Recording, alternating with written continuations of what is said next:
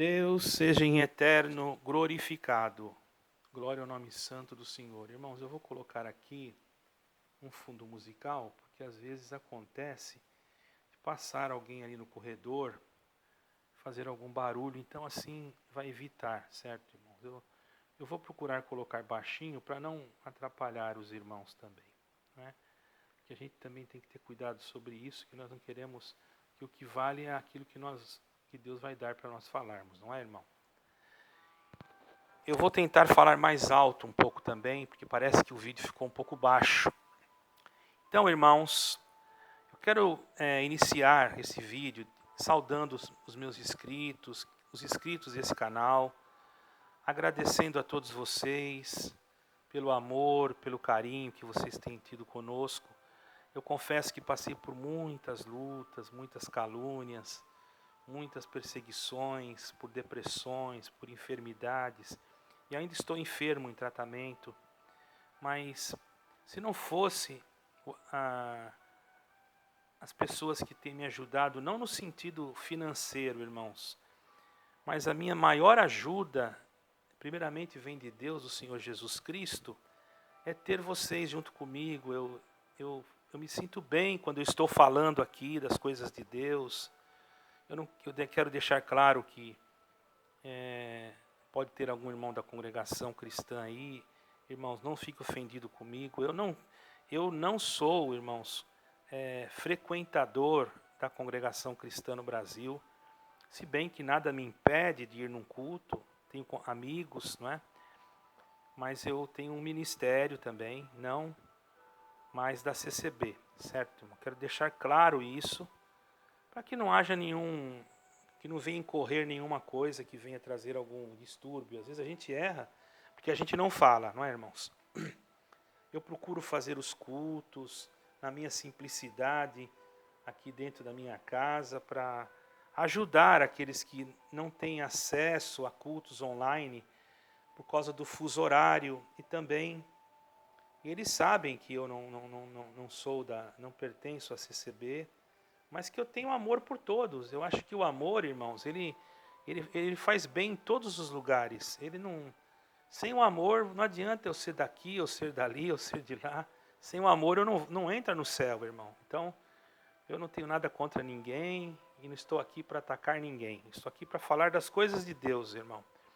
Então, eu quero deixar aqui claro para os irmãos a respeito de um assunto que já me perguntaram. Então, isso aqui não é bem uma pregação, mas é um assunto que me perguntaram.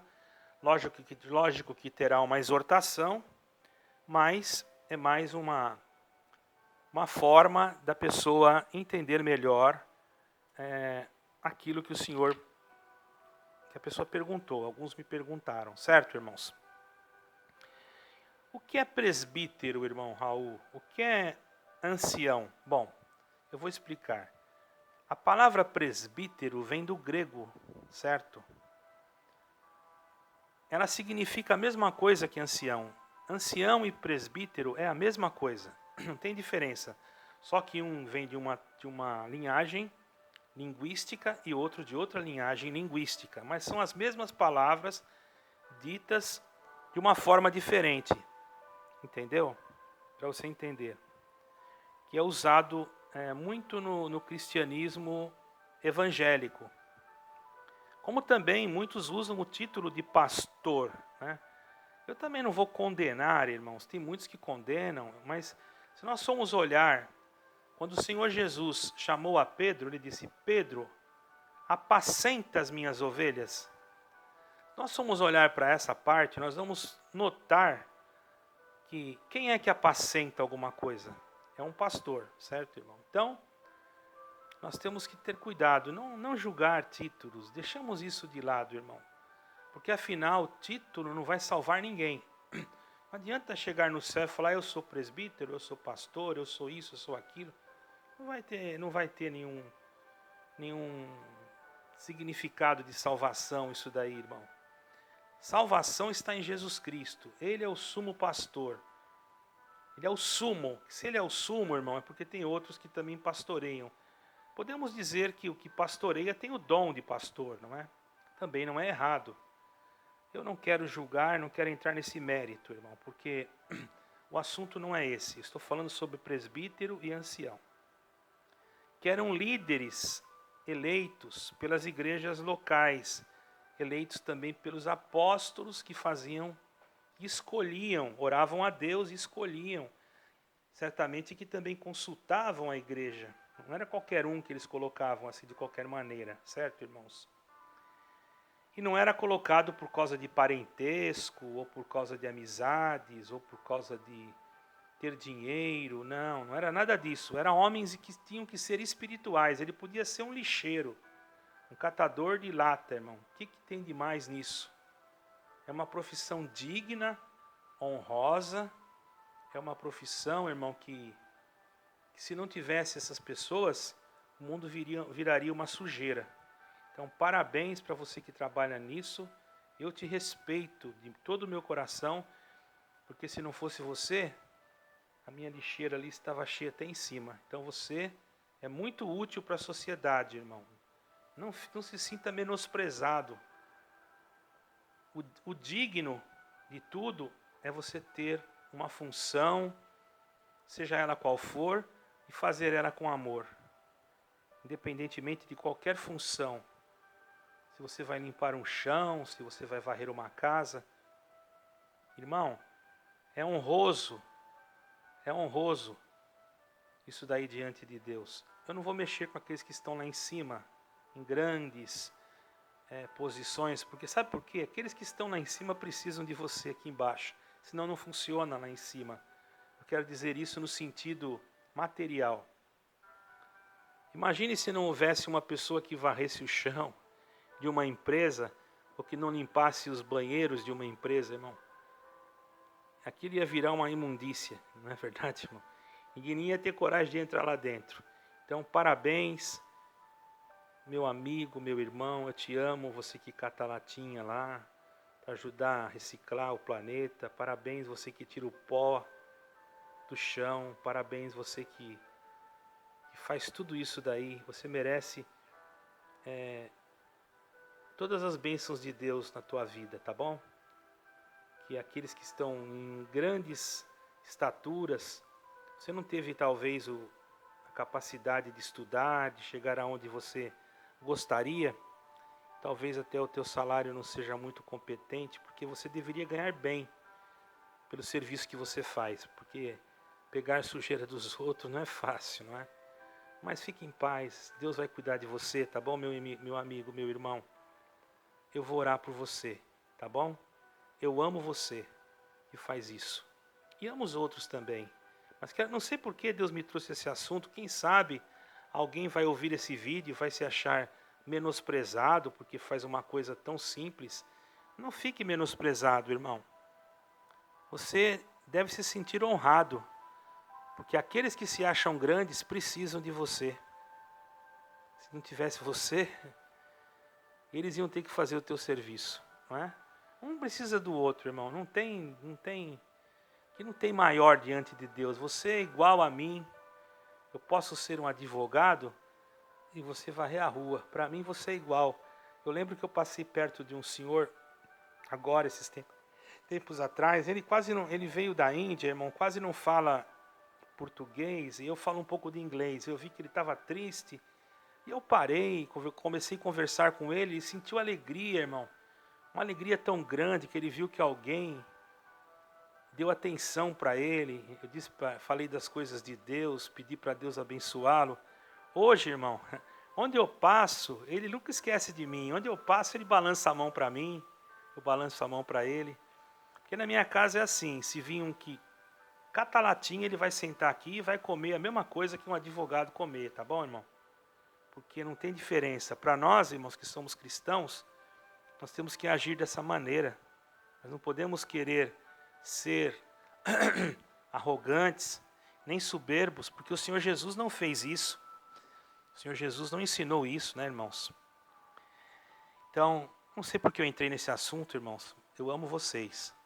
Só isso que eu quero dizer. Ancião e presbíteros têm, então, os mesmos significados. E são como supervisores que e vão olhando a obra de Deus que somos cada um de nós, não é paredes de igreja, prédios. Eu já vou chegar nesse detalhe, irmãos. Que há um costume que nós falamos obra de Deus e dá a impressão que nós achamos que obra de Deus são construções. Irmão, se nós pegarmos aqui no Salmo, deixa eu ver aqui para mim não errar, irmão. Vou pegar aqui um trechinho de um Salmo, só para os irmãos observarem. Os irmãos, vamos dentro da Bíblia, irmãos. Isso daqui não pode ser contestado, entende, irmãos? Porque mesmo que você conteste, você está indo contra as Escrituras, que não fui eu que escrevi, entendeu? Eu vou procurar aqui dentro das Escrituras. Presta atenção. No Salmo 19, diz assim: a excelência da criação e as suas leis, assim como da palavra de Deus. É um salmo de Davi para cantor-mor. Esse salmo era cantado. Eu estive em Israel, graças a Deus, várias vezes. Com o meu dinheiro nunca fui custeado com coletas ou com dinheiro que Deus preparava por fora. Graças a Deus, Deus me deu essa felicidade. Não de ir em turismo, mas de ir em missão. Estive em lugares de guerra e Deus fez muitas obras comigo lá em Israel. Uma vez eu saí da minha casa e peguei um problema na minha vista e comecei a ter visão dupla. E eu ia cancelar a minha viagem. E quando eu cheguei em Jerusalém, ou melhor, em Tel Aviv, que eu pisei os pés no chão, a minha visão voltou ao normal. Lá eu pude dirigir, enfim, tranquilo. E fiz as visitas nos lugares mais carentes, não nos lugares onde que os irmãos pensam que tem grandes hotéis. Eu não vou dizer que não tirei fotos em lugares bonitos, depois que eu terminei tudo que tinha que fazer espiritualmente, e quase morri também. Aí eu peguei um dia, antes de eu vir embora eu morava no Brasil, eu passei e tirei umas fotos com a minha esposa e meu filho, ok? Então aqui no Salmo 19 diz: os céus manifestam a glória de Deus, e o firmamento anuncia a obra das suas mãos. Então o que é a obra de Deus? O firmamento anuncia a obra das suas mãos. Das mãos de quem? Das mãos de Deus. Então quem são as obras de Deus? Tudo que você vê, o ar que você respira, o que você toca, o teu corpo, os teus olhos, os teus cílios, tudo isso que está no teu corpo é obra de Deus. Então não existe lugar que não tenha a obra de Deus. Há um costume, irmãos, de dizerem: lá não tem a obra de Deus. Você está equivocado. Você deveria dizer assim: lá não existe a doutrina que eu sirvo a Deus. É diferente. Agora, a obra de Deus existe em todo lugar, irmão. E você acostumou a falar outra coisa, mas talvez alguém não te explicou e você... lá não tem obra. Eu fui naquela cidade, lá não tem nenhuma obra. Pelo amor de Deus, e os que vivem lá, são o que, irmão? São obras do diabo? São obras de Deus, apenas precisa... se não tem a doutrina que você está acostumada a seguir, aí é uma boa oportunidade para você falar dela, para que ali também haja a doutrina que você segue, a crença que você crê. Mas a obra de Deus está lá. Independente de ter a sua crença ou não, a obra de Deus está lá. Entendeu? É isso que eu quero me referir. Então, irmãos, eles são supervisores da obra que está em nós, que às vezes dão atenção. Eles davam atenção à igreja, davam atenção ao povo. Igreja, irmãos, conceito de igreja. Nos primeiros séculos, nós sabemos que a igreja era mais perseguida que agora. Se bem que já está começando uma perseguição, nós já estamos vendo. Mas nos primeiros séculos era perseguida. Mais do que qualquer outro grupo religioso, os irmãos podem buscar na história, vocês vão encontrar. Mais do que qualquer outro grupo religioso, a igreja cristã era perseguida. E ela tinha uma uma dificuldade muito grande por causa do exclusivismo.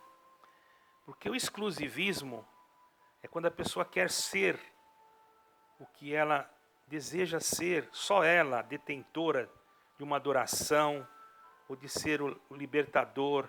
Isso aconteceu no passado, e acontece hoje até com algumas denominações. Naquele tempo, o imperador, ele era exclusivista, mas nele próprio, ele achava que todo o povo dependia dele. Tanto é que existiam reis que se achavam deuses. Se você for procurar lá, os faraós achavam que eram deuses, inclusive construíam pirâmides para ser os seus sepulcros e levavam tudo que eles tinham, até suas servas, quando ele era sepultado, perdoe, irmãos, quando ele era sepultado, até as suas servas eram sepultadas com ele dentro daquelas pirâmides que tem lá no Egito. Porque eles achavam que após a morte deles, eles iam continuar como deuses. Eles eram exclusivistas. Por isso que o exclusivismo é uma coisa que já vem lá do paganismo, irmão. Lá da idolatria. Né? Exclusivismo é uma coisa muito grave. Né? Exclusivismo é uma coisa que não é cristã. Né? Não é, porque o Senhor é o único e exclusivo Deus, mas o Senhor Jesus Cristo, mas nós acharmos alguma coisa aqui na terra que é a referência para a nossa salvação, e acharmos que aquilo é exclusivo para a nossa salvação, nós estamos deixando o nosso Senhor Jesus Cristo de lado, o eterno de lado, estamos nos embasando a nossa fé numa coisa que não é a realidade, certo, irmãos? Isso é muito perigoso. E os cristãos, então, por não serem exclusivistas do imperador, eles sofriam perseguições, maus tratos, tinham dificuldades em negociar, e muitos eram mortos. E a igreja primitiva era uma comunidade, não era um prédio, irmão. Não existiam prédios, igrejas, como nós falamos hoje, que nós mentalizamos na nossa cabeça que igreja é um prédio, irmão, que nós entramos e ali é a igreja, ali está Deus, ali é a casa de Deus. Nada disso. O Senhor não habita em templos feitos por mão dos homens. As igrejas não eram assim. As igrejas primitivas, irmãos, eram geralmente uma igreja caseira. Era uma igreja caseira. Eles se reuniam em casas particulares. E nessas casas particulares eram que se levantavam os presbíteros, os anciães, para cuidar daquela comunidade. Porque às vezes dentro daquela comunidade tinha lá 30, 40, 50 casas. Em cada casa tinha um grupo de pessoas que se reuniam tal dia. E esses anciães, esses presbíteros tinham que dar conta. Porque não existia prédios com nome de igreja. Logicamente que você pode dizer, mas cresceu muito, teve que fazer. Sim, teve que fazer. Porém, vejamos bem, tudo na simplicidade, nada de palácios, castelos, etc, etc, porque isso vem do romanismo, irmãos. As primeiras igrejas construídas em Roma foram basílicas de deuses pagãos, que foram utilizadas para um cristianismo deturpado. Não estou aqui atacando a fé apostólica romana, estou contando a história que está em livros, certo, irmão? E vocês podem pesquisar. Não estou querendo atacar ninguém. Creio que muitos católicos também vão se salvar, porque se ele crê em Jesus Cristo e aceitar Jesus Cristo como seu Salvador, ele vai ter a vida eterna. Eu não posso julgar ninguém. Eu não sou detentor da salvação. A salvação está em Cristo. Mas eu estou contando uma história verídica, certo, irmãos? Vejamos bem. Então a igreja primitiva ela se reunia em casas particulares. E essas casas eram conhecidas como igrejas. Por quê? Porque dentro dessas casas se reuniam pessoas. Então a palavra igreja significa assembleia, reunião de pessoas. Por isso que o Senhor Jesus Cristo disse: onde estiver 2 ou 3 reunidos em meu nome, eu estarei no meio deles. Vocês querem ver uma coisa? Aqui no livro de Atos dos Apóstolos, vamos ver assim. Vamos ver aqui Atos dos Apóstolos, capítulo 12. Capítulo 12, vamos ler um versículo aqui. Herodes manda matar Tiago, Pedro é livre da prisão e a morte de Herodes, certo? Vamos lá. Ó, presta bem atenção naquilo que você vai escutar agora aqui, ó. Pedro, pois, no versículo 5 de Atos dos Apóstolos, capítulo 12. Pedro, pois, era guardado na prisão, mas a igreja fazia contínua oração por ele a Deus. Certo? Presta atenção, versículo 5. Mas onde era essa igreja? Agora vamos procurar a igreja. O anjo foi lá, libertou Pedro, tirou Pedro da prisão, fez um milagre maravilhoso. Pedro saiu, parecia que estava sonhando. E aí Pedro foi aonde? E aí o anjo abriu as portas para Pedro, Pedro saiu, não precisou correr, o anjo falou para ele: vai com calma, cinge-te, ata as tuas alpargas, e ele fez assim. O anjo ainda disse para ele: coloca a tua capa. Pedro parece dar a impressão que ele estava com pressa ali, né? Pelo que nós lemos aqui. Mas as portas foram se abrindo para Pedro, porque o anjo estava com ele, e naquele momento ele percebeu que o Senhor havia livrado, o Senhor havia enviado o seu anjo e livrou ele da mão de Herodes e de tudo o que os judeus esperavam. E diz aqui: e considerando ele nisto, foi à casa de Maria, mãe de João, que tinha por sobrenome Marcos, onde muitos estavam orando, estavam reunidos e oravam. Vamos no versículo 5, aqui é o versículo 12, ó. E considerando, pega a Bíblia lá, 12, de Atos dos Apóstolos, versículo 12. Considerando ele nisto, foi à casa de Maria, mãe de João, que tinha por sobrenome Marcos, onde muitos estavam reunidos e oravam. Agora vamos voltar lá para o versículo 5, mesmo capítulo. Capítulo 12 de Atos, versículo 5. E Pedro era guardado na prisão, mas a igreja fazia contínua oração por ele a Deus. Qual igreja que fazia? A igreja que estava na casa de Maria, mãe de João e Marcos, que tinha por sobrenome Marcos, que estavam reunidos e oravam. Os irmãos estão entendendo, irmão? Esta era a verdadeira igreja. Era uma igreja doméstica. E nós estamos caminhando, irmãos, já para esta fase. Porque o anticristo, quando se manifestar, irmãos, muitas denominações, não estou dizendo que vai ser agora, eu não estou dizendo que vai ser amanhã, o mês que vem, o ano que vem, daqui 10 anos. Jamais eu vou tomar o lugar do Espírito de Deus para profetizar uma coisa dessas. Eu digo para os irmãos que nós temos que estar preparados todo momento. Mas vai chegar um momento, os irmãos podem escrever, não sei se eu vou ver ou se você vai ver, que haverão grandes denominações que entregarão o seu poder ao anticristo. E que terão que obedecer à ordem que vem de um outro lugar, que eu não vou falar aqui, mas não de Deus.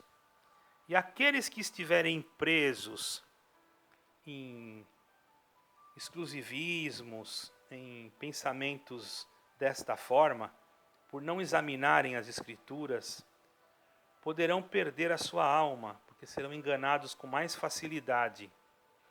Porque ninguém quer sair de uma denominação enorme para servir a Deus dentro da sua casa. É difícil. Sabe por quê, irmãos? Porque a pessoa já está acostumada. É logicamente, irmãos, que se tiver um lugar para mim me reunir com 50, 60 irmãos, na minha casa não vai caber, logicamente que eu vou ter que arrumar um lugar. Mas eu não vou colocar o nome de igreja, eu vou colocar o nome de casa de oração. Enquanto não for necessário registrar, eu não registro. Agora, se as leis me obrigarem a fazer um registro, desde o momento que eu não seja submetido à ordenança terrena, aí é uma coisa. Agora, se eu tiver que ser submetido a leis que são leis que contrariam aquilo que está escrito, aquela denominação passa a ser uma empresa, deixa de ser uma igreja, com CNPJ, com tudo isso. E, de repente, ela pode ser também dominada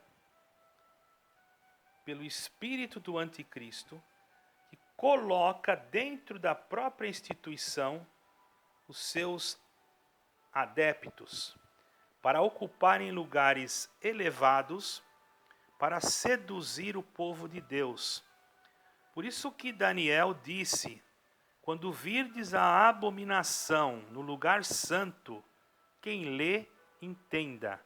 O lugar santo, irmãos, ele estava falando de Jerusalém, mas também estava falando do nosso coração, porque nós somos a igreja de Cristo, e se formos levados por alguma abominação, o que é abominação? Aquilo que Deus odeia, aquilo que Deus não gosta. Deus não gosta que a sua glória seja dividida com uma instituição. A instituição apenas, ela serve sim para abrigar, quando tem que ser registrada, um número de pessoas. Mas se o número for pequeno, irmão, se for nas casas, porque vai voltar a ser nas casas, os irmãos podem escrever. Sabe por quê? Porque está escrito que os cristãos vão ser perseguidos. Vejamos num país, não vou falar o nome do país, um país que tem uma bandeira vermelha, né, na Ásia. As igrejas evangélicas e as católicas também, que não são registradas no governo e que não obedecem à pregação, porque lá tem que ser fiscalizado a pregação, que o governo assim determina, e não tiver a foto do presidente daquela nação dentro da denominação, ela é fechada, é queimada, e o líder que está lá vai preso e pode até sofrer a morte. Procure no Google ou no YouTube os cristãos na China. Sem querer eu falei. Perseguição de cristãos na China. Eu pergunto, eles não são de nenhuma denominação aqui do Brasil. Você acha que Deus, pensa, medita, raciocina, que Deus vai mandar eles todos para o inferno, porque eles não negaram Jesus Cristo, porque eles preferiram morrer por Jesus Cristo, mas não conheceram a sua instituição? Irmãos, se nós julgarmos desta maneira, nós estamos sendo, irmãos, passando a ser juízes no lugar de Deus, tomando o lugar de Deus, e se cumpre em nós uma profecia, Deus que me guarde, se cumpre em você ou em alguém essa profecia que diz, se senta na cadeira de Moisés, não entra e não deixa o outro entrar.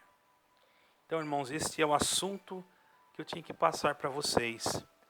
Para você que está visitando, para você que está ouvindo, para você que pela primeira vez entrou nesse canal, eu quero dizer para você que Deus ama você, que você deve crer em Jesus Cristo como seu Salvador, acreditar na sua palavra. Se você não tem umas escrituras sagradas, procure adquiri-la, porque vai chegar um momento que nós vamos ter dificuldades de até encontrar uma escritura sagrada. Já há países, como lá no Afeganistão, se alguém for encontrado com uma Bíblia, os talibãs matam, certo, irmãos? Eu não sei se a plataforma vai aceitar eu falar isso, mas Eu já vi outros falando, então por isso estou falando aqui. A Bíblia já está sendo proibida em alguns lugares. Então, irmãos, adquirimos Bíblias. Ah, mas eu já tenho uma outra, compra outra. Que vai ter mais pessoas que vão precisar. Tem muita gente que armazena comida, armazena isso, armazena tudo. Nem só de pão viverá o homem. Guarde uma Bíblia, compre uma Bíblia. E procure guardá-la ela no teu coração também, lendo, pesquisando-a, analisando-a. Não vai só no dia que você vai numa reunião, num culto, e depois você joga lá em cima do guarda-roupa. Não faz isso. Olha, eu procuro anotar as coisas. Eu tenho esse costume, não tinha, quando eu era de uma determinada denominação, mas o Senhor me esclareceu que é necessário isso, né? Porque nós, em nome do Senhor Jesus Cristo, temos que estar preparados para todo tipo de batalha. E como nos prepararemos se não nos revestirmos das armaduras de Deus? Se dentro das Sagradas Escrituras é que estão os revestimentos necessários para a nossa alma. Irmão, irmã, visita, ouvinte, carinhosamente, eu peço a Deus que liberte a tua casa, liberte a tua família, os teus filhos, a irmã que vai viajar, que Deus possa te guardar na viagem de todo o mal e que o Senhor te abençoe em todo o teu caminho. Toda a honra e toda a glória seja dado a Deus e que esta pequena exortação, que durou 31 minutos, né, que não seja cansativo para você, mas que seja um aprendizado para a salvação da tua alma. Porque o maior aprendizado é aquele que faz a alma crescer em espírito na presença do Eterno. Deus em tudo seja glorificado. Amém e amém.